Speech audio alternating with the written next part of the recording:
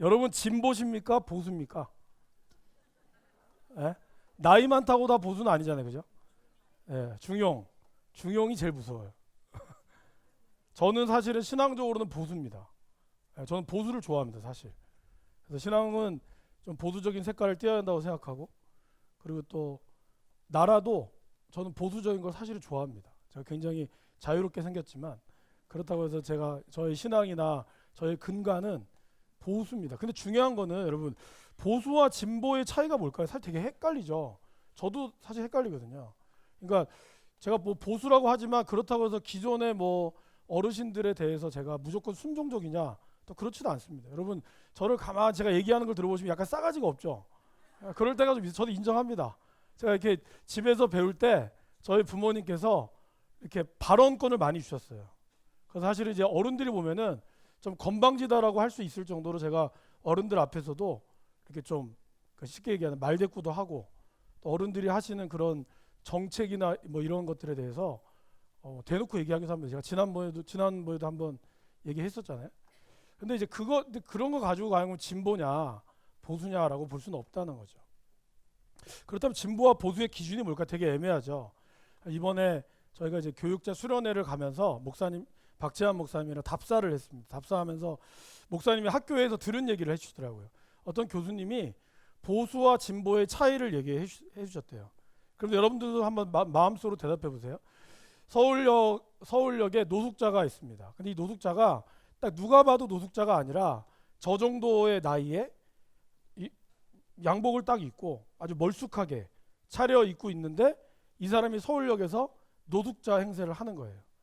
그러면 그 광경을 지켜본 여러분이 그 사람의 모습을 봤을 때 여러분 같으면 어떻게 하시겠습니까? 보수는 이렇게 한대요. 너 지금 이렇게 멀쑥하게 차려입고 뭐 하는 거야? 네가 힘이 없어, 능력이 없어. 왜 이 자리에 있어? 일해야지. 이렇게 얘기를 한다는 거예요. 여러분 대부분 그렇게 얘기하실까요? 사실 저도 그렇게 얘기한다 그랬어요. 이러면 보수라는 거예요. 진보는 그렇게 이걸 보고 야, 저 사람이 왜 저렇게 멀쩡한데 왜 저렇게 있을까? 도대체 어떤 문제가 있을까? 어떤 아픔이 있을까?가 진보라는 거예요. 그런데 문제는 그분이 그런 얘기를 하셨대요. 건전한 보수는 그렇게 욕을 하지만 그 사람을 데리고 밥 먹었어 안 먹었어? 안 먹었지. 나랑 같이 밥 먹으러 가자고. 그래서 밥을 먹으면서 이 사람의 이야기를 들어주고 혹시나 얘가 뭐 좀 잘하는 게 있으면 기다려봐. 전화해서 일자리를 알아봐 준다거나 그렇게 하면서 야 인생 똑바로 살아. 아직 젊은데 너 뭐 하는 거야? 이렇게 해서 간다는 거예요. 근데 또 건전한 진보는 이제 이런 거를 보고 어떻게 할까요? 사회가 뭐가 문제일까? 이런 것들도 고민하겠죠. 그러니까 사실은 진보나 보수나 한 끗 차이인 거거든요. 대하는 방식이 다를 뿐이지. 근데 어느 순간에서부터 보수가 혼내는 걸로만 그치고 말았다는 거죠.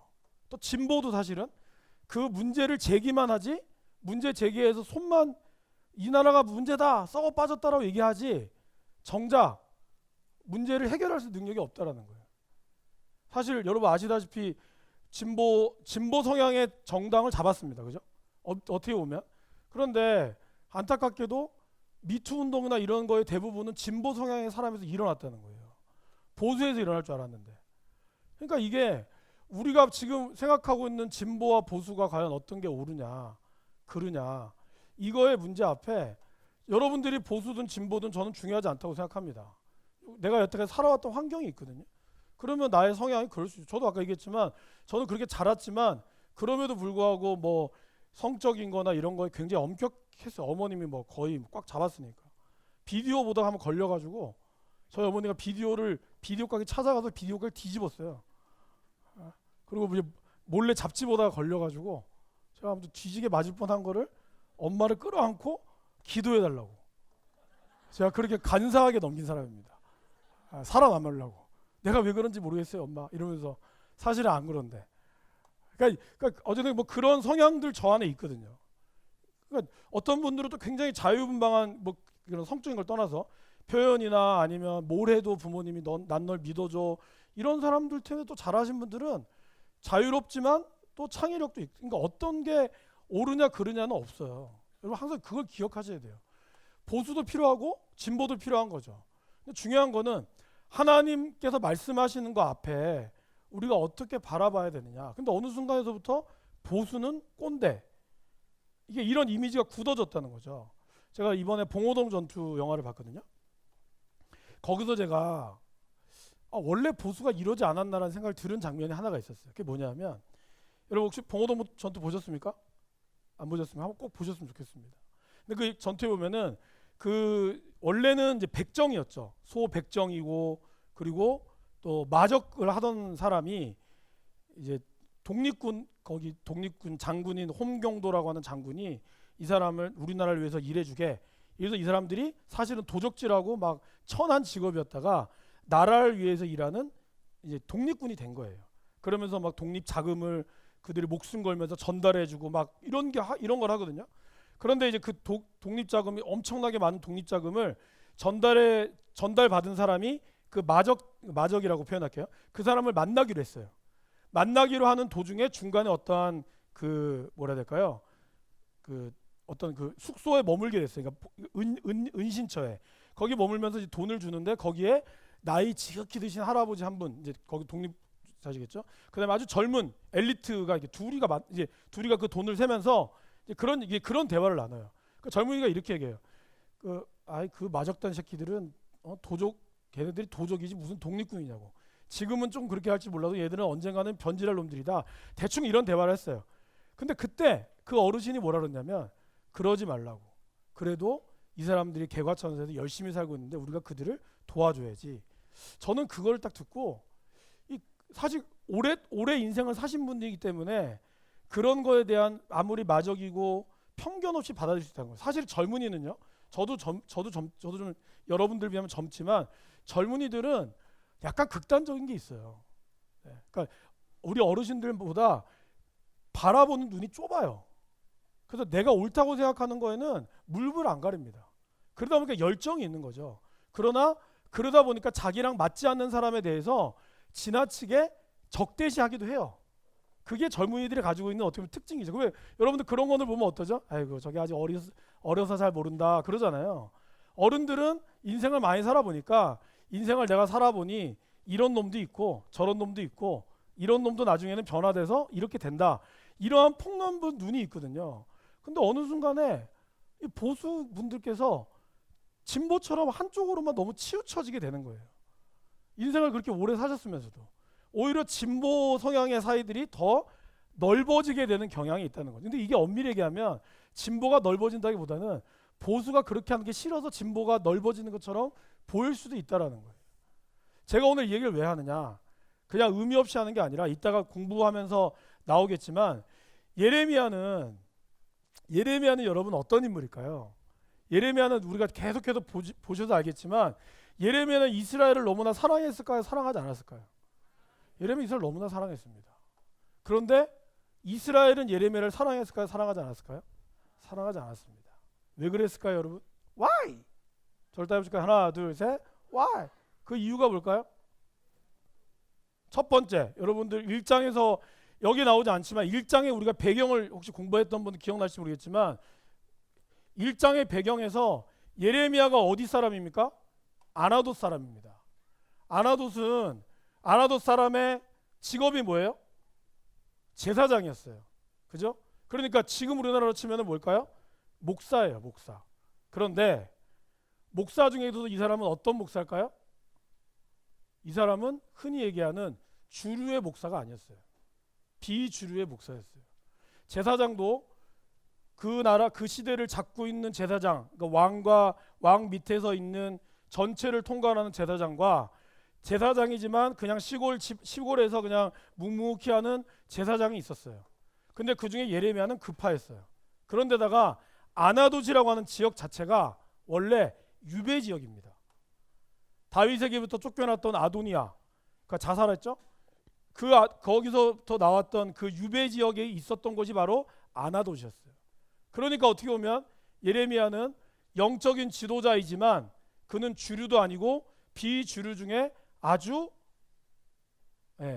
사람들이 그의 말을 주목하기 어려운 사람의 모습이었다는 거죠. 그러니 그가 한 말이 과연 들어올까요? 그게 지금 우리 시대와 별 다를 바 없다라는 거예요. 그죠? 예레미야는 바로 비주류에서 하나님의 음성을 듣고 말씀을 전했지만 어느 누구도 예레미야 말을 듣지 않았습니다. 오늘 이제 마지막 보겠지만 예레미야가 마지막에 이제 39장에 보면은 시드기야가 눈이 뽑히고 잡히죠. 그리고 나서 느부사라단이라고 하는 이 군대 장관이 누구를 찾냐면 예레미야를 찾습니다. 그러니까 시위대 때 예레미야를 발견하고 한 말이 있어요. 예레미야를 대우해 줘라. 아마 왜 그랬는지 모르겠어요. 아마 첩자를 통해서 예레미야는 끊임없이 바벨론에 항복하라는 얘기를 들었겠죠. 그렇기 때문에 이 사람의 어떠한 거를 듣고 대우해 주라 그래요. 그리고 그를 풀어줍니다. 죽이지 않고 풀어줘요. 그리고 예레미야에게 묻습니다. 바벨론으로 같이 가실래요? 같이 가면 뭐 성경에는 정확하게 나오지 않지만 같이 가면 당신을 대접해 주겠다. 근데 예레미야는 어떻게 했죠? 거절합니다. 거절해요. 예레미야는 바벨론으로 가서 자기의 말을 자기가 이렇게 바벨론을 항복했다고 하는 근본 뜻은 자기가 바벨론 가서 내가 이렇게 바벨론을 위해서 얘기했으니 바벨론 사람이 나를 픽업해서 내가 다니엘처럼 뭐 다니엘을 몰랐겠지만 그렇게 내가 바벨론에 가서 행복한 삶을 누리리라, 그게 목적이 아니었어요. 그런데 바벨론 사람은 예레미야를 인정했다는 거예요. 정작 자기가 사랑했던 그 나라는 자기를 버렸지만 자기 나라를 멸망시켰던 바벨론은 그를 인정했다는 거예요. 여러분, 그 예레미야가 좋겠습니까? 좋을 리가 없죠. 그래서 제가 사실은 생각해 봤는데 예레미야 애가까지 마지막 주에 하려고요. 예레미야 애가가 왜 썼겠습니까, 여러분? 아니 자기가 바벨론으로 가서 그렇게 대접받을 것 같으면 뭐하러 썼겠어요? 쓰지 않았다는 거예요. 그는 끝까지 자기를 버렸던, 사실은 이제 다음 주부터 나오겠지만 예레미야가 바벨론으로 가지 않고 이곳에서도 끊임없이 하나님 앞에 회개하라 얘기했던, 애굽으로 가면 안 돼, 가면 너희들 죽어라고 했던 걔네들에게 끌려가서 애굽으로까지 끌려가거든요. 그러다 그의 인생은 마무리돼요. 어떻게 죽었는지 성경에 나오지 않지만 어떻게 그게 비참했죠. 그는 하나님의 말씀을 전하다가 끝까지 버림받으면서 살았고 마지막까지 그는 바벨론을 위해서 얘기했지만 바벨론으로 가지도 않고 그리고 백성들에게 끌려갔다가 마지막에 비참한 인생을 산 사람이 바로 예레미야라는 거예요. 그런 예레미야가 예레미야 애가를 쓰면서 그의 그 슬픔과 그 가운데 있었던 하나님의 마음을 전했다는 거죠. 근데 저는 이거를 오늘 이번 주 공부하면서 예레미야 책에서 그 얘기가 나왔어요. 이스라엘을 사랑했지만 이스라엘이 사랑하지 않은 사람, 그러나 그를 인정한 바벨론. 저는 이걸 보면서 임진왜란이 생각이 났습니다. 여러분, 우리나라가 지금 일본한테 이렇게 어려움을 당했고 8.15 74주년이라고 하잖아요. 그리고 또 임진왜란 때도 당했지만 그럼 일본 놈 나쁜 놈이죠. 저도 인정합니다. 그런데 일본이 과연 그렇게 침탈할 때까지 우리나라는 그러면 아무런 문제 없이 잘했냐? 여러분 잘했다고 생각하세요? 임진왜란 불멸의 이순신 아주 오래됐지만 그거나 아니면 조선왕조 500년 MBC에서 했던 거나 임진왜란 내용 자세히 들어보면요, 이미 10년 전부터 율곡 이이는 10만 양병설을 주장했어요. 그런데 율곡 이이가 속해 있는 당파는 연약한 당파였는지라 밀려났다는 거죠. 지금 나라가 이렇게 태평양성인데 무슨 군을 만들어서 군 만들면은 명나라가 우리를 가만히 보겠느냐? 그러므로 우리는 그렇게 하면 안 된다라고 일거에 묵살당했다는 거예요. 그러면서 국민들은 도탄에 빠지고 피탄에 빠졌다는 겁니다. 여러분, 임진왜란 우리나라가 한일합방 됐을 때도 우리나라가 가만히 있는데 일본이 와서 쳐들어왔습니까? 물론 그것도 있죠. 그러나 그 전에 흥선대원군부터 그 전부터 일어났던 수많은 나라의 비리와 부정들, 부패들이 있었다는 거예요, 여러분. 이거를 인정하지 않고 단순히 침탈만을, 물론 침략에 대해서 우리가 규탄해야죠. 제가 드리고 싶은 말씀은 과연 이것이 무조건 일본만의 책임이냐라고 우리가 다 돌려버리고 우리는 약자다라고 이야기는 외국에 가서는 해야 돼요. 그러나 그렇다면 내부 안에서는 그거에 대해서 우리가 반성하고 있느냐라는 걸 봐야 한다는 거죠. 그 불멸의 이순신에 보면은 특별히 여러분 뭐 영화 드라마 보신 분 아시겠지만 도자기 굽는 사람들, 그다음에 우리나라에서 정말 그 천하게 대접받았던 사람들 일본 가서 다 명인으로 대접받습니다. 네. 그들이 왜 우리나라 팔았는지 알아요? 그들이 막 가슴 아파서 팔았던 이유는 자기가 목숨 걸고 만들었던 고려청자, 뭐 고려청자나 뭐 이런 도자기들이 일본 사람들은 너무나 자기를 귀하게 여겨주는 거예요. 그러니까 그들은 일본으로 간 거예요. 근데 그들 일본을 그냥 간 게 아닙니다. 그 하객진이나 이런 그 보면 일본의 끈앞풀을 역할을 하면서 이순신에게 정보를 준 사람들이 그 사람들이에요. 그리고 마지막에 그 사람들이 배신했다고 해서 일본한테 배신했다고 해서 죽임을 당해요. 근데 그때도 그들은 우리나라 뭐 대한민국 그건 아니지 뭐 조선 만세하면서 죽으신 분들이라고. 정치인들이 그 위에서 놀아날 때 자기들끼리 막 당파 싸움하고 이순신 백의종군 시킬 때 그 했던 사람이 그렇다는 거예요. 지금 우리의 교회도 마찬가지입니다, 여러분. 저와 여러분들이 신앙이 내가 그냥 우리 가정이 하나님 은혜로 복받고 잘 살았기 때문에 문제 없다? 그러면서 근데 왜 많은 세상은 교회를 지탄할까요? 다 옳은 건 아니지만 다 틀린 것도 아니거든요. 그거 앞에 우리가 저는 영적으로 사탄이 우리를 노력하는 거다. 여러분 이렇게만 바라보실 거예요? 그거 앞에 우리 교회가 가지고 있는 당회가 가지고 있고 또 권사나 안수집사가 가지고 있는 우리의 신앙의 모습이 과연 맞은가? 이거를 우리가 냉정하게 바라볼 수 있어야 하는 거죠. 사실 그것이 제가 첫 번부터 얘기했던 예레미야를 공부하는 가장 중요한 목적이라는 겁니다. 사실 예레미야는 멸망의 전부터 썼지만 그 전부터 어떻게 보면은 임박한 멸망 가운데 예레미야가 전했던 메시지는 단 하나였어요. 망할 거다. 우리나라는 망할 거다. 망한 이유는 why? 이유는 뭐냐? 너희들이 그때부터 들어오지 않았던 하나님의 말씀 때문이다. 그러니까 이미 사실은 대세는 기울었고 하나님의 마음은 다 기울어져 있는 상태에서 예레미야가 나타난 거죠. 사람들이 듣기 싫은 거죠. 인정 없지 않은 거죠. 지금 우리는 어디쯤 왔을까요? 우리 교회는 어디쯤 왔을까요? 숫자에 줄고 그게 중요한 게 아니라 우리의 영적인 상태가 우리 교회의 영적인 건강 상태가 어디까지 왔느냐. 뭐 교회까지 갈 필요도 없어요. 개개인이 여러분들이 하나님과의 관계가 어디까지 와 있느냐. 이것이 중요한 거죠. 왜냐하면 개개인이 건강하다면 우리의 공동체도 건강해질 수 있는 가능성이 있거든요. 근데 공동체가 건강하게 많은 시스템을 만들고 해도 개개인이 만들지 않으면 안 되는 거죠. 여러분 요시야 왕이나 얼마나 많은 왕들이 죄송합니다. 막 산당을 없애고 그렇게 했어요. 그래도 사람들이 그거를 벗어나지 않았어요. 그러다 보니 나중에 와서는 이 모든 것들을 하려고 해도 판단이 안 되는 거예요. 오늘 우리도 신앙 교회에서 굉장히 민감한 뭐 정치, 뭐 태극기 부대, 뭐 이런 여러 가지 얘기 듣습니다. 저희 안 듣지 않습니다. 신방 가면 빨갱이 잡아야 된다고 얘기하는 분들도 있고, 아니 뭐 틀린 말씀 아니죠. 또 뭐 어른들이 너무하다. 제가 교구 목사잖아요. 다 들어요. 나이 드시는 분들 젊은 사람들 들어보면 젊은 사람들은 잘 언급 안 해요. 그렇지만 이해하지 못한다는 얘기를 가끔 던지죠. 조심스러워요, 젊은이들은. 근데 어르신들은 이제 더 대놓고 얘기하죠. 지금 이 정부가 문제라고. 정부가 문제긴 문제겠죠. 그러니까 문재인 아닙니까? 근데 여러분, 전 되게 안타까웠던 게, 저는 아까 얘기 보수적이라 그랬잖아요. 그것만 얘기하고 마칠게요. 노무현 대통령이 대통령 됐을 때는 많은 교회들과 장로님들이 뭐 어르신들이 대통령 잘라야 된다고 그랬어요. 안 그런 교회도 있었겠죠. 제가 있었던 교회는 그랬어요. 그래갖고 이명박 대통령이 됐을 때는 기도해야 된다고 그랬어요. 저는 그걸 보고 되게 마음이 아팠어요. 그렇게 기도할 때는 하나님이 세워야 된다고 얘기하면서 정작 자기가 원하는 대통령이 안 되면 기도를 안 해. 하나님 뜻이 아니래. 잘라야 된대. 그리고 자기가 원하는 대통령이 되면 기도해야 된대. 이게 되게 모순이지 않아요, 여러분? 과연 하나님이 우리에게 말씀하시는 것이 과연 그게 다일까요?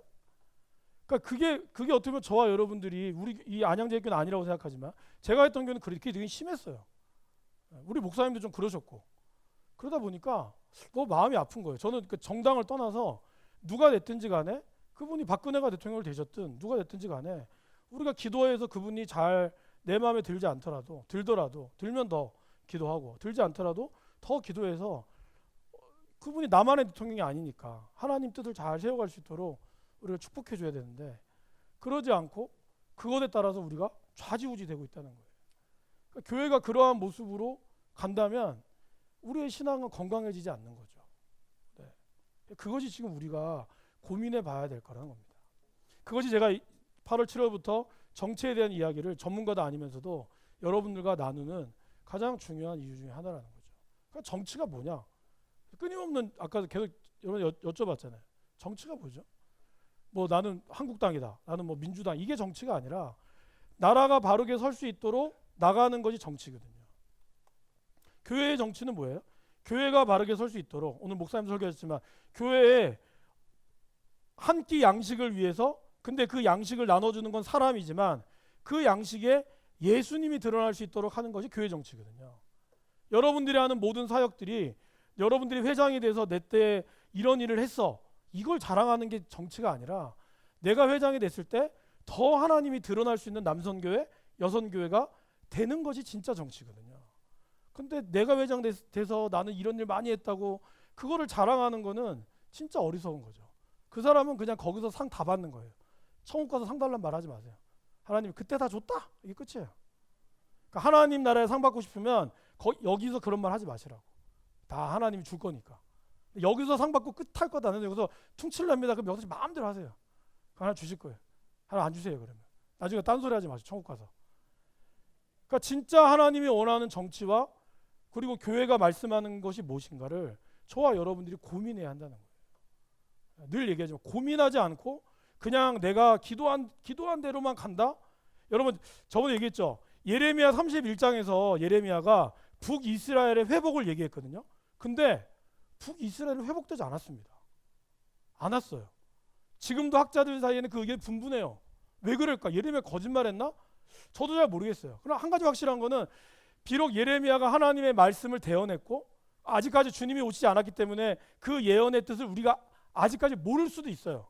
성경 100%를 우리가 다 알 수 있다 얘기할 수 없거든요. 지금도 요한계시록에 대한 해석은 분분합니다. 그러니까 뭐 요한계시록이 아직 오지 않은 시대에 대해서 그것이 666이 뭐냐 학자들마다 분분하잖아요. 어떤 게 맞는지 알 수 없어요. 그러나 중요한 것은 아직까지 우리가 이 모든 것들을 다 알기에는 우리의 믿음이 연약하다는 걸 항상 인정해야 한다는 것이죠. 그것은 여러분들이 저보다 오래 산다 할지라도 여러분들의 인생의 경험이 저희보다 더 많은 걸 가르쳐 줄 수 있지만 그렇다고 해도 여러분들의 경험이 진리는 아니라는 거예요. 진리는 예수 그리스도밖에 없어요. 우리는 그거를 우리 모두가 하나의 합입점으로 갈 수 있도록 여러분들의 경험과 저의 열정과 그 다음에 젊은이들의 어떤 패기와 그리고 어르신들의 어떤 경험, 믿음, 지혜가 어우러져서 하나의 교회로 갈 때 그럴 때 비로소 진정한 교회의 정치가 이루어지게 된다고 하는 것입니다. 자, 이제 보시겠습니다. 예레미야 32장 39장까지입니다. 여러분 다음 주에는요 40장부터 최소한 50장까지 나갈 거거든요. 그러니까 집에서 읽어오시면 되고요. 집에서 읽으시면서 저하고 이렇게 쭉쭉쭉 좀 나가도록 할게요. 혹시 왜 이렇게 왜 이렇게 말이 빨라요? 이래도 이해해 주세요. 자, 성경을 공부할 때는 특별히 공부잖아요. 설교가 아니라 제가 막 선포하는 게 아니라 저와 같이 공부하는 거잖아요. 같이 고민하는 거죠. 그러니까 제 말에 여러분들 동의 안 할 수도 있습니다. 저는 제 말에 무조건 동의해 달라는 건 아니에요. 한 번쯤 고민해 보자는 거예요. 저의 모습이 여러분들에게 나는 그거 아니라서 그럴 수 있습니다. 제가 진리는 아닙니다. 그러나 그거를 무조건 닫아두지 마시고 고민하라는 거죠. 그게 공부가 가져다 준 매력이지 않습니까? 자, 그렇다면 이 특별히 이제 오늘부터 32장 39장은 약간 이야기거든요. 역사가 약간 뒤죽박죽이 32장부터 39장까지가 여호야김, 김긴야, 여호야김, 시드기야 이렇게 연결되지 않았어요. 중간에 36장에 여호야김이 나와요. 마지막 왕 시드기야가 나오다가 갑자기 여호야김이 나타나서 두루마리 하나님의 말씀 막 찢는 장면이 나오거든요. 그러니까 이게 시대가 약간 뒤죽박죽 돼 있어요. 그러니까 그거를 이해하시고 읽으셔야 돼요. 그러니까 왜 시대순대로 되지 않았어? 이 32장부터 39장까지는 시대순으로 되어 있지만 그 안에 특별히 이제 그 하나의 한두 개의 꼭지가 들어가 있어요. 그거를 이해하시면서 조금 여러분들이 넘나드시고 오늘 공부하고 나서 집에 가서 다시 한번 읽어보시면 좋을 것 같습니다. 먼저 예레미야 30장부터 33장까지는 어떤 책일까요? 위로의 책입니다. 이제 34장으로 넘어가기 전에, 역사로 들어가기 전에 30장에서 33장은 하나님이 이제 멸망하지만 그럼에도 내가 너에게 위로하겠다. 그리고 또 뭐예요? 이스라엘의 회복에 대한 소망이 담겨져 있어요. 네, 그래서 32장과 33장은 제가 따로 볼 것이고 34장부터 39장은 한꺼번에 볼 거예요. 그래서 그렇게 나눈 겁니다. 자, 이제 PPT 화면을 보시면요. 제가 PPT 화면 이렇게 준비했습니다. 성경 공부를 할 때, 특별히 공부할 때 중요한 건 뭘까요? 육하 원칙. 누가, 무엇을, 어떻게, 언제, 어디서, why, 왜. 이 6가지에 대한 질문을 가지고 여러분들 가시면 말씀을 이해하기 좀 편하죠. 그래서 제가 여러분들에게 나눠드리는 거는 길게 했지만 PPT로는 그냥 이렇게 간단하게 질문을 했어요. 자, 그럼 첫 번째 보세요. 예레미야가 유다가 서한 창은 누굽니까? 먼저 그러면 1절, 2절에서 나오는 누가 나옵니까, 여러분? 1절, 2절에 얘기해 보세요. 첫 번째, 유다의 시드기야 왕이 나오죠.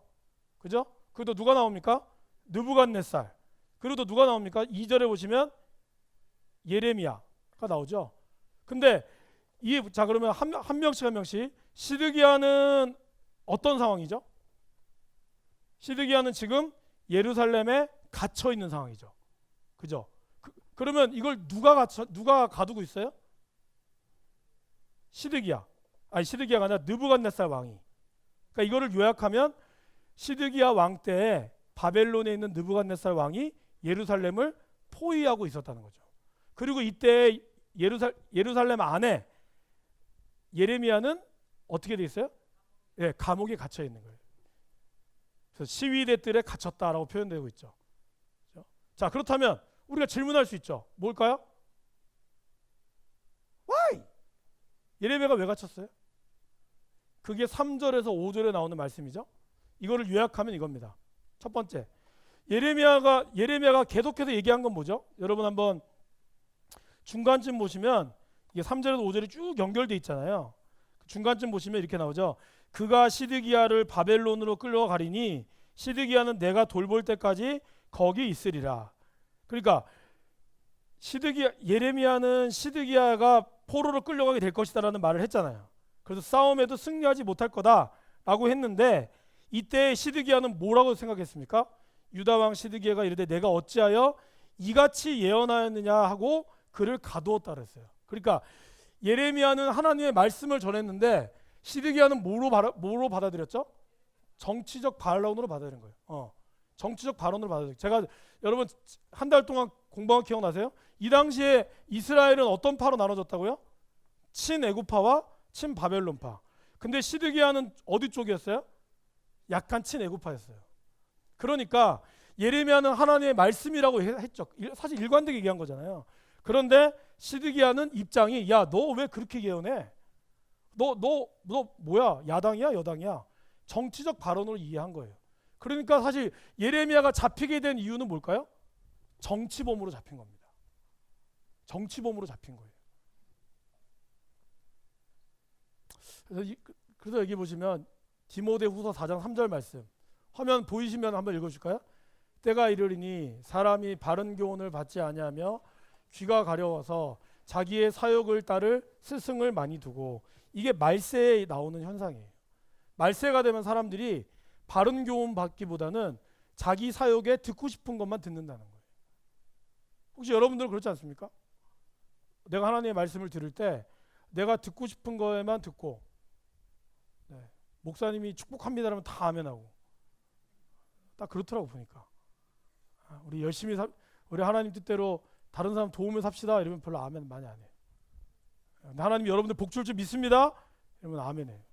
지금도 아멘 안 해. 아니 뭐 나쁜 게 아니죠. 복 받으셔야죠. 그게 나쁘다는 게 아니라, 그러니까 그런 것처럼 사람들이, 근데 이때가 언제냐? 이때가 말세라는 거예요. 말세.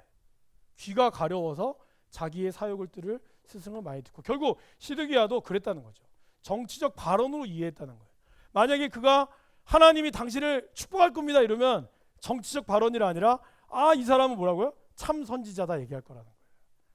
그러니까 우리가 이걸 잘 구분해야 한다는 거죠. 이 시대에 어떤 말씀이 잘 들어야 될까? 그죠? 두 번째.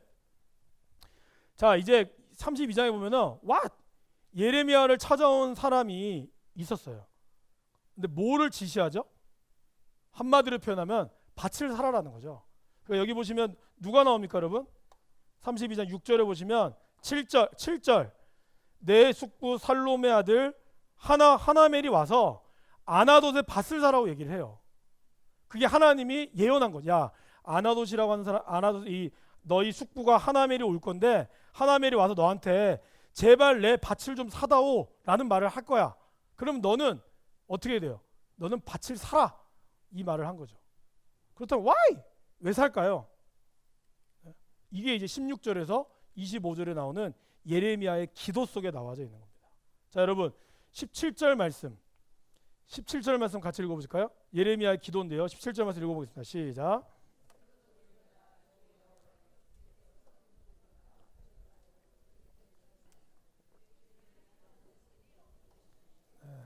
여러분, 왜 하나님이 하신 주에게는 할 수 없는 일이 없다라고 얘기하면서 왜 슬프단 말을 했을까요? 네? Why? 이거 볼까요?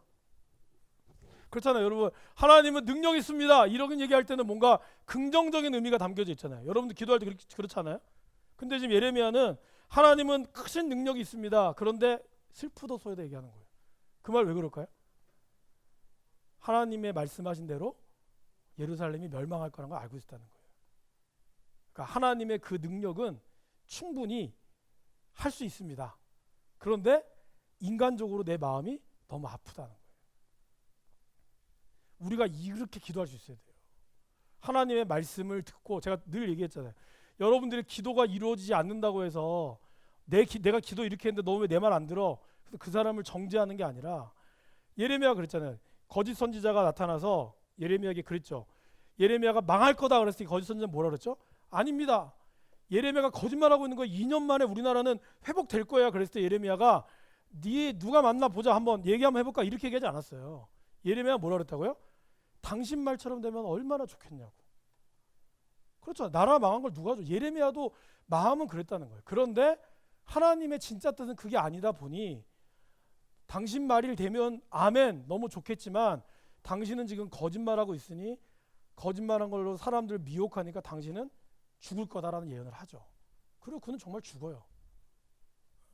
그러니까 저와 여러분들이 기도의 응답, 저와 여러분들이 말씀을 통해서 얻어진 능력이 과연 궁극적으로는 뭘 해야 되느냐? 내가 능력 있다, 내 기도빨이 세다, 이거를 자랑하는 게 아니라 이걸 통해서 정말 하나님의 능력이 나타나기를 간절히 사모하는 마음이 있어야 하는 거죠. 그러니까 예레미야는 슬프도소이다라는 표현을 한 겁니다. 근데 이 예레미야의 기도서, 그러니까 결국 여러분, 바벨론은 망하는데 왜 밭을 살까요? 지금 여러분 당장 내일 우리나라에 적군이 쳐들어와서 여러분들의 모든 땅을 다 수탈당하면 지금 여러분들이 가지고 있는 집 문서가 무슨 의미가 있습니까? 없잖아요. 그런데 밭을 사라고 한 이유는 뭘까요? 그렇죠. 거기에는 하나님이 심판할 거지만 그러나 하나님이 다시 돌아올게 하라고 하는 것을 예레미야를 통해서 보여주고 있다는 겁니다. 이런 심판과 사랑이 예레미야의 기도 가운데 다 나타나 있는 거죠. 그게 25절까지의 기도 내용이고요. 그때 26절에 하나님께서는 그 뭐라고 얘기하실까요? 예레미야의 기도에 응답해 주시는 하나님은 5번 문제, 어떤 하나님이라고 하셨습니까? 여러분 27절 말씀 읽어보실까요? 시작. 나는 여호와여 모든 육체의 하나님이라 내게 할 수 없는 일이 있겠느냐. 그러니까 모든 육체의 하나님이라는 말은 뭐죠? 인간의 모든 것들을 하나님은 다스리고 주관하시는 분이라는 뜻이에요. 예레미야에 여기만 나옵니다. 성경에 여기만 나와요. 육체의 하나님이라는 표현. 그러니까 이 말은 모든 인간이 가지고 있는 것의 하나님이시라는 거죠. 여러분, 주님께서 주기도문을 가르쳐 주셨죠. 하늘에 계신 우리 아버지요. 여기 나타난 이 하늘이 여기서 한번 드렸나요? 복수일까요? 단수일까요? 헬라어로 복수입니다. 그게 무슨 뜻일까요? 단수라고 하면은 스카이예요, 하늘. 근데 하나님은 하늘에 계신 아버지요, 이 말은 하늘들이라는 표현을 쓴 거예요. 그 말은 뭐죠? 어디에나 계신 아버지라는 뜻이에요.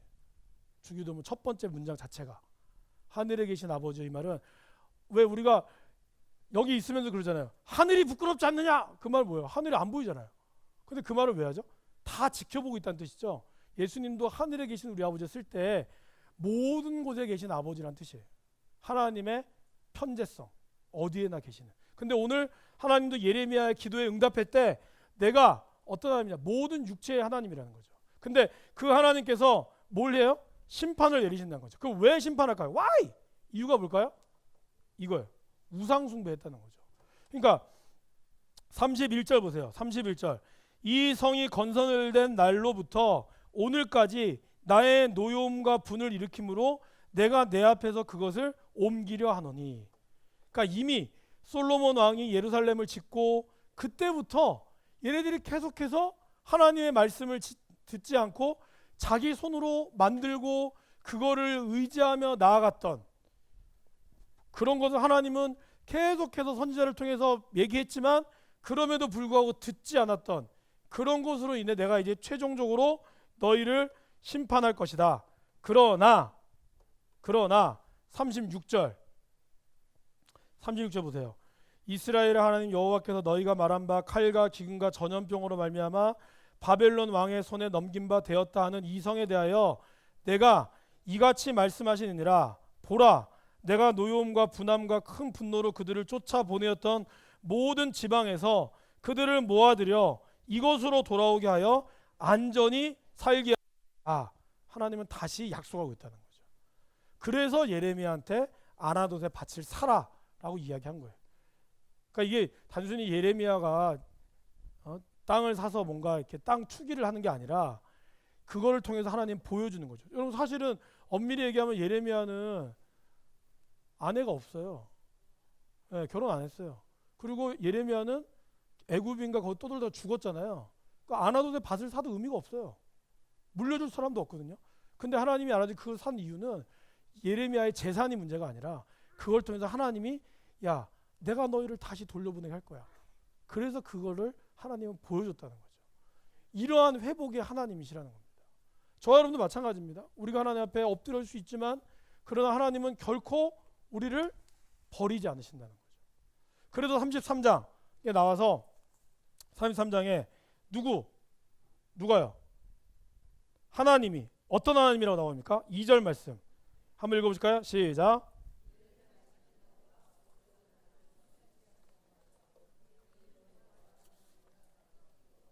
그렇죠. 여기서 하나님은 누구세요? 행하시고 만들며 성취하시고 그리고 가장 궁극적으로 스스로 계신 분이라는 거예요.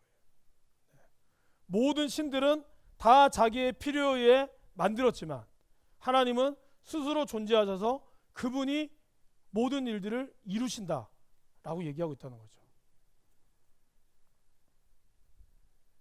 그 하나님이 이제 백성에게 뭐라고 얘기합니까? 여러분 3절 말씀 첫 번째 뭐예요? 부르짖으라. 그죠? 부르짖으라는 거예요. 그러면 어떻게 한다고요? 내가 내게 응답하겠고 내가 알지 못하는 크고 은밀한 일을 내게 보이리라. 그렇죠? 모든 걸 이루시는 그 하나님께서 부르짖으라는 거예요. 그렇죠? 누구에게 부르짖어야 된다고요? 하나님 앞에.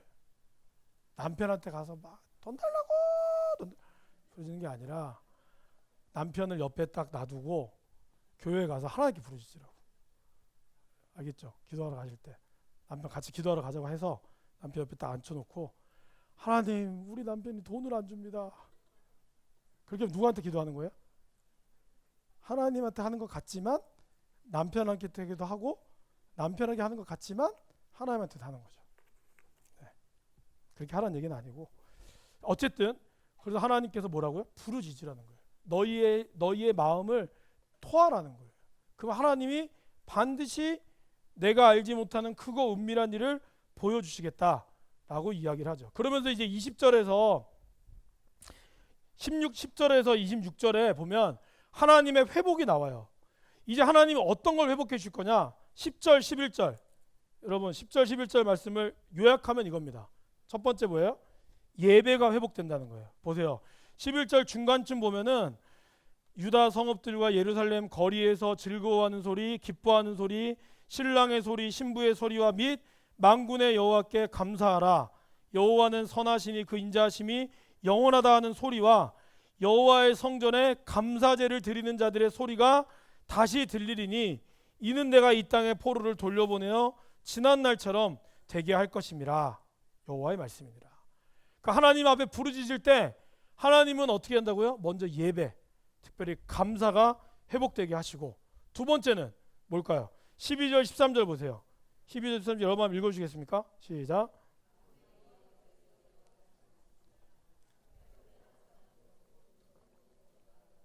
그 모든 성읍에 다시 목자가 살 것 있으리니 그의 양떼를 눕게 할 것이라.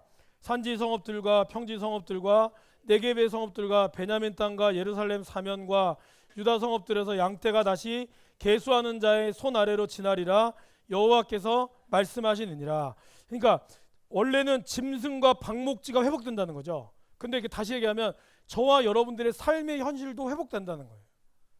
하나님이 어떤 거 그냥 단순히 예배가 회복되는 것이 아니라 여러분들의 삶의 현실, 내 앞에 처해 있는 당장의 생존의 문제들을 하나님 또한 하나님께서 우리에게 회복시켜 준다라고 약속하고 있다는 거죠. 그리고 마지막 세 번째, 이게 참 중요한데요. 권위와 풍성함이 회복된다는 거예요. 그것이 바로 14절에서 22절인데요. 여러분, 지금 가장 문제가 뭘까요? 저는 항상 이게 되게 중요하다고 생각해요. 권위가 회복이 떨어졌거든요. 그러니까 어른들에 대한 권위가 무너졌고요. 그리고 나라에 대한 권위가 무너졌고요. 목회자에 대한 권위가 무너졌어요. 근데 이 권위가 무너졌다는 거는 다른 말로 얘기하면 뭘까요? 질서가 무너졌다는 얘기거든요. 하나님은 어떤 하나님이시죠? 하나님 분명히 질서의 하나님이시거든요. 근데 그 질서의 하나님이 우리 인간들의 죄악으로 인해서 깨지기 시작했다는 거예요. 그 권위가 깨진 것을 하나님은 다시 한번 회복을 시켜준다는 거죠. 이 권위가 회복된다는 것은 뭘까요?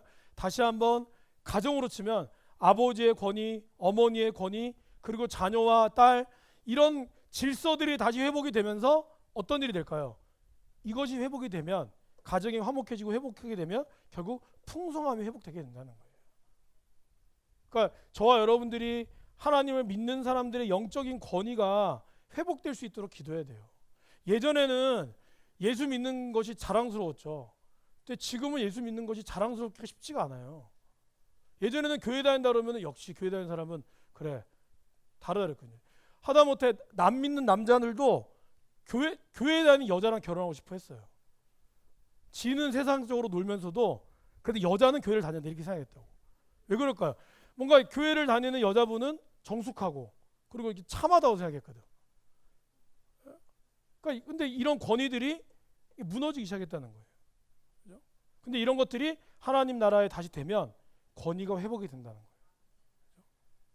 그러면서 풍성함이 회복이 된다라고 하나님이 이 30장에서 33장에 대해서 비록 멸망하는 것은 사실이나 그러나 하나님은 이 70년 동안 땅을 갈아엎으시고 다시 한번 이스라엘 백성들이 포로 생활 동안에 그 지난주에 우리가 불렀던 시편 137편처럼 그렇게 그 쓰라린 가슴 아픔과 그리고 그 나라에 이른 슬픔 가운데서도 그들이 다시 하나님 붙잡고 하나님 회복의 날을 기다리면 하나님이 70년 만에 돌아왔을 때 이런 예배와 삶과 우리의 권위구들이 회복이 된다는 것을 말씀해주고 있다는 거죠.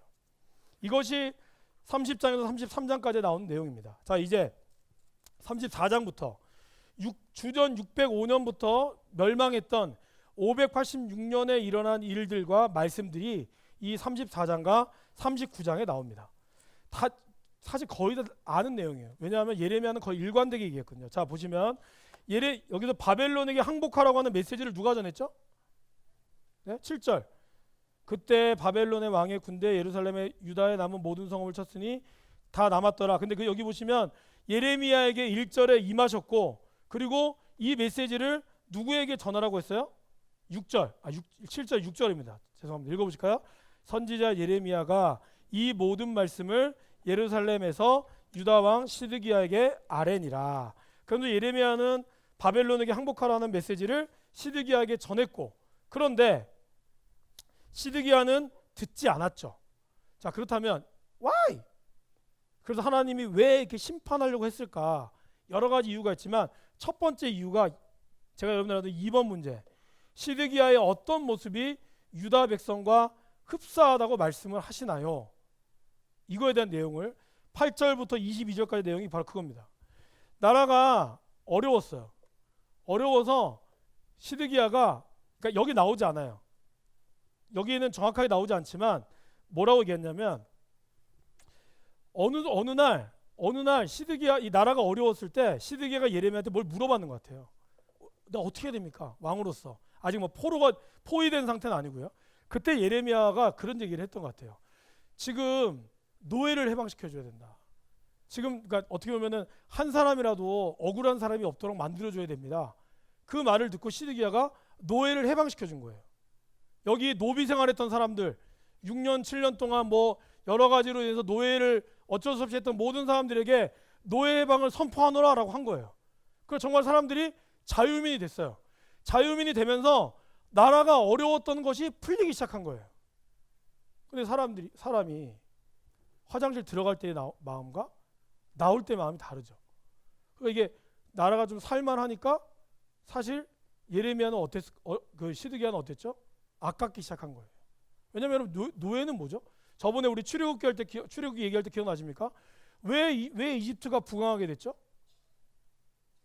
노예, 무노동, 그러니까 무임금 노동자들 쓴 거잖아요. 걔네들로 뭐 성짓게 하고 걔네들한테 임금 한 푼도 안 줬잖아요. 그래놓고 그걸 고스란히 지었으니 돈이 얼마나 많이 남았겠어요. 시드기야 똑같은 거예요.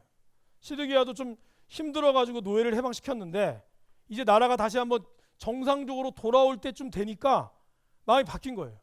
그럼 시드기야가 어떻게 됐죠? 야, 노예 해방 없었던 일로 다시 되돌리게 된 거예요. 그 말이 8절에서 11절까지. 자, 여러분 그 중에서 10절, 11절 말씀 한번 읽어보실까요? 10절, 11절 시작.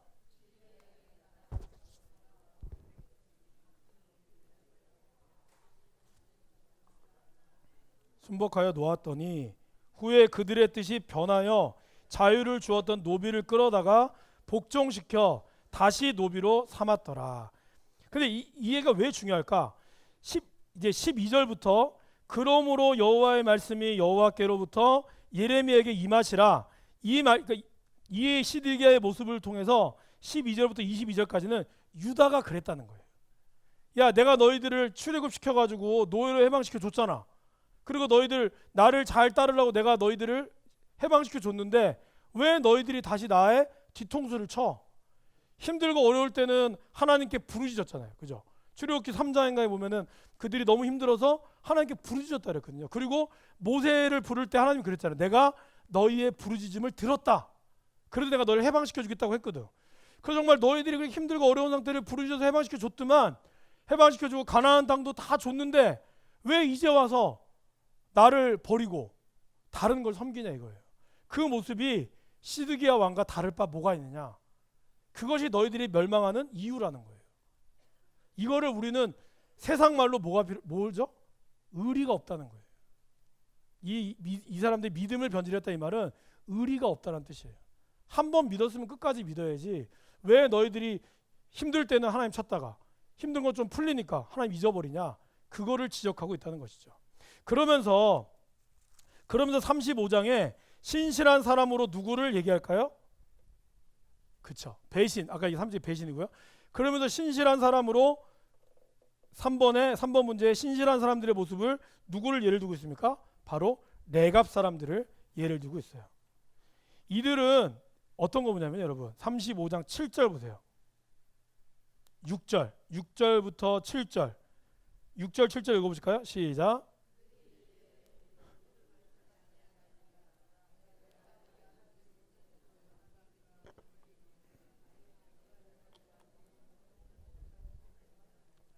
너희가 집도 짓지 말며 파종도 하지 말며 포도원을 소유하지도 말고 너희는 평생 동안 장막에 살아라. 그리하면 너희가 머물러 사는 땅에서 너희 생명의 길리라 하였으므로 이거를 레갑 사람들이 지켰어요. 얼마 동안 지켰을까요? 200년. 최소 200년 동안 그들은 집을 짓지 않고 장막을 지며 살았습니다. Why? 이유가 뭘까요? 그 조상에게 했던 하나님의 약속 때문에. 그러니까 레갑 사람들을 봐라. 얘네들은 이렇게 신실하게 믿었는데 너희는 뭐냐? 내가 너희들에게 나라도 주고 풍성한 것들 줬는데 왜 이렇게 간에 붙었다가 쓸개 붙었다가 하느냐라는 것이 34장과 35장의 전체의 내용이에요. 집에 가서 한번 읽어보세요. 그 내용입니다. 그렇게 이해하시면 됩니다. 그래서 36장으로 넘어가서 4번 문제. 예레미야는 누구를 불러서 무엇을 시켰습니까? 바룩이라는 사람을 불러. 그죠? 4절에 보시면 36장 4절에 보시면 예레미야가 네리야의 아들 바룩을 불러서 뭘 하라 그래요? 여호와께서 그에게 이르신 모든 말씀을 두루마리에 기록하라 그랬어요. 이게 첫 번째 사본이거든요. 그래서 바룩이 그거를 다 기록을 했어요. 기록을 했는데 그거를 그 다음 36장 20절에서 26절에 보면 누가 나오냐면 여호야김이 나오죠. 그죠? 여호야김 왕이 어떻게 했을까요? 22절 보세요. 언제? 9째 달에 왕이 겨울궁전에 앉았고 그 앞에는 불 피운 화로가 있다. 여러분 겨울궁전 겨울왕국 그거 아닙니다. 겨울궁전. 제가 저번 처음 얘기했죠. 기억나서 여호야김은 어떤 왕이라고요? 제일 오래 통치했어요. 이 네 명의 왕 중에 여호아스, 여호야김, 긴, 야 중에 제일 오래 통치한 이유는 뭘까요? 기억 안 나세요? 기억이 안 나야 제가 또 똑같은 거 해도 괜찮죠. 여호야김은 바벨론에도 붙었다가 그 다음에 애굽에도 기본적으로는 친애굽이지만 바벨론이 강화했을 때는 애굽한테 3년 동안 조공을 바치지 애굽이 바벨론이 강해지니까 붙었다가 바벨론이 약해진 틈을 타서 또 3년 동안 조공을 안 바쳤죠. 그리고 어떻게 했어요? 조공을 내라고 할 때마다 누구의 피를 뽑았다고요? 백성들의 피를 다 뽑아가지고 지우면서 그러니까 이런 놈들이 돈을 잘 벌어요. 그러니까 예를 들면 세금을 1억을 내 이러면 1억을 내지 않고 9천만 원을 내는 거예요. 그리고 1,000만 원은 자기가 먹는 거야. 먹어서 뭘 했을까요? 겨울 왕국을 지었다는 거예요. 겨울 궁전을 친 게 그렇게 문제예요. 그래서 여러분 아모스 선지자가 보면은 상하궁, 여름궁, 겨울궁에 대한 심판이 나와요. 북이스라엘이 그렇게 한 걸 하나님 심판할 거라고 나오거든요. 자 어쨌든 그건 좀 논의 얘기고 어쨌든 여호야김이 그렇게 나쁜 놈인데 그 나쁜 놈이 겨울궁전에 앉아서 그 앞에 불 피운 화로가 있어요. 어떻게 했냐? 하나님 말씀을 이게 읽잖아요. 세 페이지 읽으면 세 페이지 읽은 거를 불에 타버리고 찢어서 그것도. 근데 그거를 보면 24절 이게 진짜 무서운 거죠. 24절 보세요. 왕과 그의 신하들이 이 모든 말을 듣고도 두려워하거나 자기들의 옷을 찢지 아니했다 그랬어요. 그러니까 왕하고 한 통속이 돼가지고 그 말씀을 듣고도 전혀 미동하지 않고 그냥 막 이상한 남책 읽듯이 읽으면 찢고 불태우고 이렇게 했다는 거예요. 그럼 지금 이 사본은 우리가 어떻게 생겼을까요? 이 사본은 불태운 거를 다시 27절에 오면은 예레미야가 말씀을 다시 쓰게 해서 저와 여러분들의 성경이 지금까지 남아 있는 거예요. 대단하죠. 네.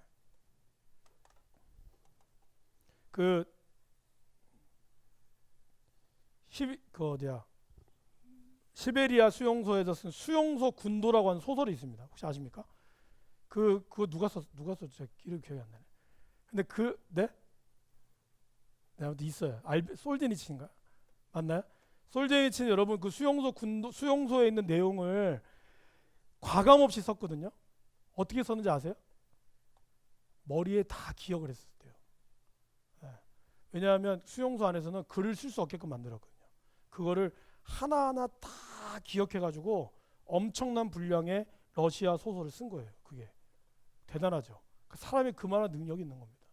그러니까 여러분들도 성경 외울 수 있어요. 다. 네.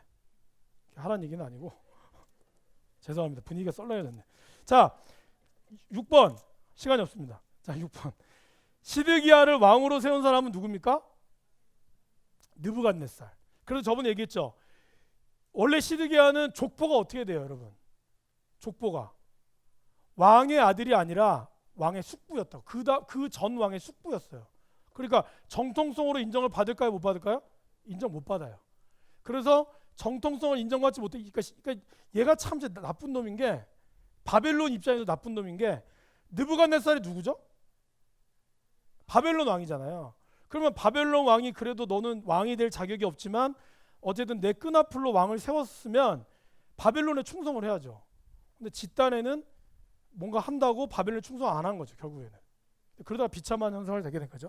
자, 그래서 시드기야를 왕으로 세운 사람은 느부갓네살 왕이죠. 37절 1장 1절 말씀이고요. 그 다음에 그러면 이들은 어떤 사람이었습니까? 여기 보세요. 2절에 보시면 그와 그의 신하와 그 뒤의 땅 백성이 여호와께서 선지자 예레미야에게 하신 말씀을 듣지 않았다는 거예요. 그러니까 이들이 바벨론으로부터 세웠음에도 불구하고 그들은 예레미야의 말을 듣지 않았어요. 예레미야가 뭘 얘기했는데요? 그렇죠. 바벨론에게 항복해라. 바벨론이 세운 왕이었지만 바벨론의 말을 듣지 않았던 시드기야 왕이 계속해서 나오는 거죠. 그래서 이 6절에서 10절까지의 내용, 하나님께서 6절에서 10절까지 하던 무엇을 얘기했을까요? 화면 보시면 됩니다. 한마디 이거죠.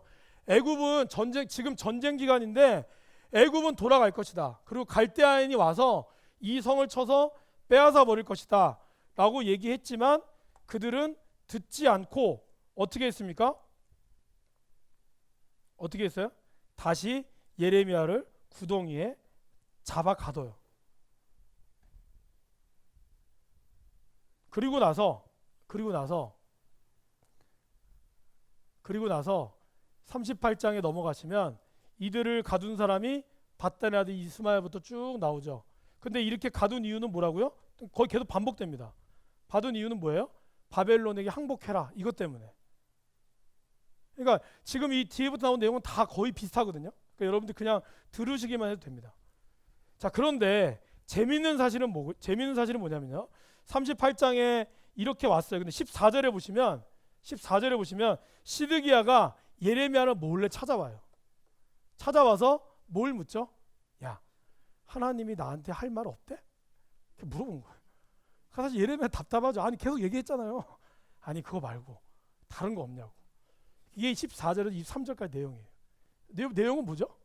그러니까 시드기야의 궁금한 건 이거예요. 하나님 뜻이 뭔가.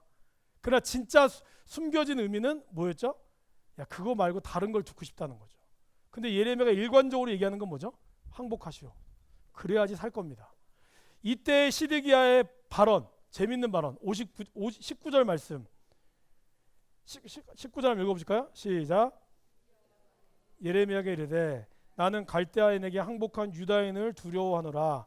염려하건대 갈대아인이 나를 그들의 손에 넘기면 그들이 나를 조롱할까 하노라 하는지라. 지금까지 자기가 갈대아인이 바벨론이죠. 바벨론에게 항복하지 말라고 했는데 내가 지금 항복하면은 먼저 항복한 사람들이 나를 가만두지 않을 것이 나는 너무 두렵다는 거예요.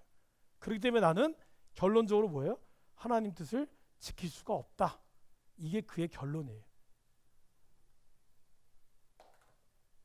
그래서 39장으로 넘어가서 느부갓네살 왕이 예루살렘을 포위한 날이 언제입니까, 여러분? 1절에 보세요. 시드기야 왕 제9년 열째 달에 바벨론의 느부갓네살 왕이 모든 군대가 와서 예루살렘을 에워싸고 진쳤어요. 그리고 언제 함락이 됐습니까?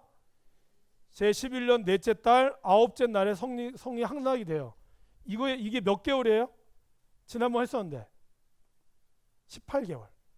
그러니까 1년 6개월 동안 계속해서 이렇게 포로로 이렇게 잡혀 있다가 도저히 성이 안 돼서 시드기야가 도망갔다 그랬죠. 그때 시드기야가 도망간 걸 일러준 사람이 누구라고요? 시드기야의 신하가 이렇게 도망갔어요. 그래서 도망간 거를 잡아와서 마지막에 시드기야를 어떻게 했을까요? 시드기야가 마지막으로 본 장면은 뭘까요, 여러분?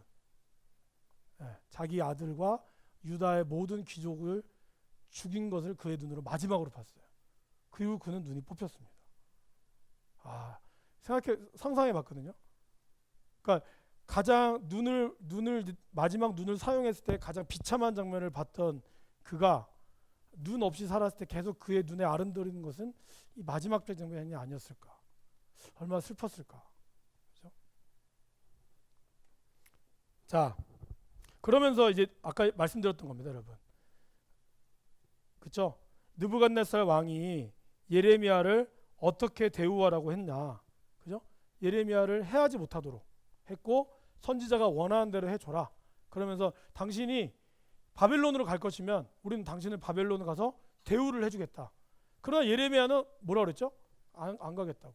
그러니까 아까도 얘기했지만 이제 좀 늦게 오신 분들 말씀드리면 예레미야가 끊임없이 바벨론으로부터 항복하라고 했던 이유는 그가 바벨론으로부터 뭔가를 얻으려고 했던 게 아니에요. 그가 이렇게 남들이 볼 땐 정치적 발언이라고 할 수 있죠. 그러나 진짜 정치인은 자기 뜻대로 냈을 때 상대방으로부터 원하는 게 되는 게 아니라 그럼에도 불구하고 나라가 잃은 슬픔을 안타까워할 줄 아는 이 사람이 진짜 정치인이라는 거예요. 제가 여러분들이 계속해서 드리는 말은 그거라는 거죠. 여러분들의 기도의 능력이 있어서 기도의 능력대로 된다 할지라도 혹시 여러분의 기도와 반대 방향에 서 있는 사람이 있어서 그 사람이 나와 대적자가 된다 할지라도 그 사람이 하는 방향이 하나님 뜻이 맞다면 우리는 그것도 같이 존중해 줄 필요가 있다는 거죠. 그게 진짜 교회의 정치와 그리고 여러분들이 이 땅을 살아가는데 꼭 필요하다는 겁니다. 예레미야는 그렇게도 돌아갔어요. 원하는 땅으로 돌아갔고 그리고 마지막 예레미야를 살려준 사람이 누구였냐면 에벳벨렉이었거든요. 구스 사람. 에벳벨렉이 시드기야가 감옥에 갇혀 있을 때 예레미야를 죽이면 안 됩니다라는 말을 계속했던 사람이에요. 그런 그에게 17절 18절에 에벳벨렉이 한 말이 뭐죠? 내가 반드시 너를 구원할 것인즉 내가 칼에 죽지 아니하고 내가 노략물같이 내 목숨을 얻게 될 것이다. 그러면 에벳멜렉이 이렇게 살게 된 이유는 뭘까요? Why? 그는 왜 예레미야를 살려줬을까요? 바로 하나님을 믿었기 때문이라는 거예요. 그러니까 이게 다른 말이 의리죠, 의리. 예레미야가 하나님의 선지자라고 하는 그 확신, 그 믿음 때문에 여러분 예레미야를 동조하는 사람은 어떻게 됐을까요? 네? 생각해 보세요. 예레미야가 이스라엘로부터 버림받았는데 그 버림받은 사람을 동조한 사람은 어떻게 됐을까요? 네, 자기도 목숨을 걸어야 돼요. 그죠? 베드로도 보세요. 베드로도 사실은 너 예수님 편이지? 그러다가 부인하잖아요. 왜? 거기 있는 모든 사람들이 예수님을 죽이려고 왔는데 거기서 자기의 나는 맞습니다. 난 예수님의 제자입니다라고 지킬 수 있어요? 쉽지 않죠. 물론 예수님이 예언도 했지만 근데 에벳멜렉은 모든 사람들이 다 예레미야를 죽이려고 했는데 에벳멜렉은 그 와중에도 시드기야를 찾아가서 예레미야 살려야 된다고. 예레미야 죽이면 안 된다고. 그렇게 했던 이유는 뭘까요? 예레미야의 인간적인 어떤 의리 때문이 아니라 하나님께서 예레미야가 참 선지자라는 사실을 그가 그걸 믿었기 때문이라는 거예요. 이 믿음이 다른 어떠한 고난과 역경 가운데도 에벳멜렉을 살려줬고 궁극적으로 모든 사람들이 다 끌려갔을 때 하나님은 에벳멜렉을 축복했다는 거죠. 제가 지난번에도 마지막에 한 거 기억나십니까? 하박국 선지자 때 외쳤던 게 있잖아요.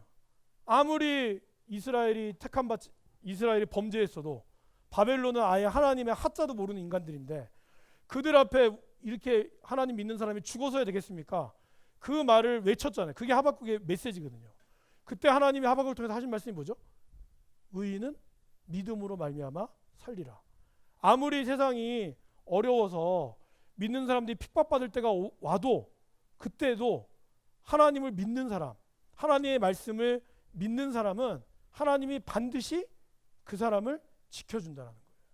그렇기 때문에 저와 여러분들은 지금 세상의 어떤 흐름이 교회를 좀 대적하고 뭐 적그리스도니 안티크리스찬이 이런 걸 많습니다.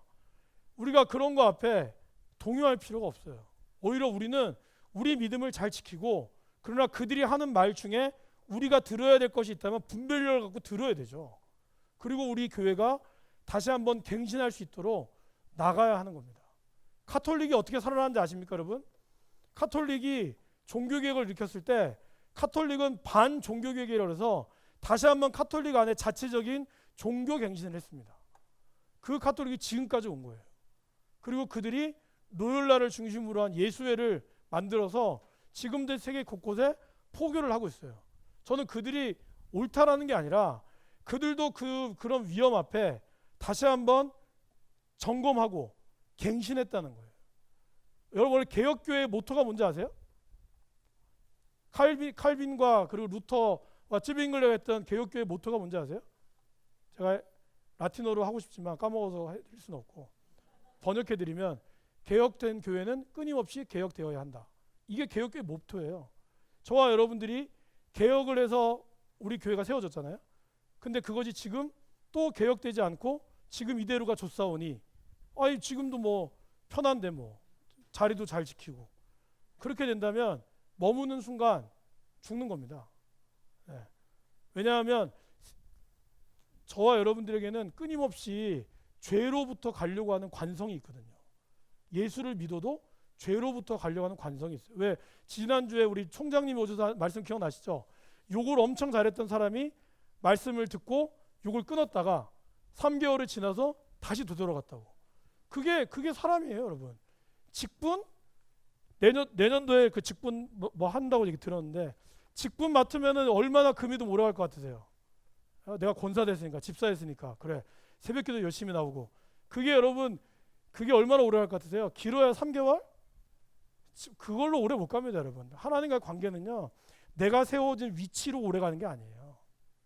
얼마나 꾸준하게 내가 끊임없이 내 자신과 싸우고 내 스스로를 개혁하지 않으면 우리는 그대로 여러분 저도 목사지만 저희들도 늘 언제나 넘어질 위협감도 항상 있습니다. 네. 우리도 목사라고 해서 늘 믿음 좋은 거 아닙니다. 때론 여러분들보다 제가 얘기했잖아요. 저를 아는 사람이 저희 교회 오면 우리 교회 절대로 우리 교회 안 올 거라고. 가끔 여원이가 저 딸이 저를 보고 예수를 믿을까 이런 생각 가끔씩 해요. 제가 굉장히 많이 지금 조심스러워하고 있습니다. 애가 아는 게 많아지니까 조심스럽다고요. 아무것도 모를 땐 안 그러다가 마찬가지입니다, 여러분. 끊임없이 우리 안에 삶에 대한 개혁과 말씀에 대한 것으로 나를 치지 않으면 지금 이대로가 뭐가 문제라고 하는 순간 사단이 여러분들을 넘어뜨리는 거예요. 그렇게 해서 이스라엘은 300년, 400년, 500년, 600년 만에 넘어진 겁니다. 네. 기도하겠습니다.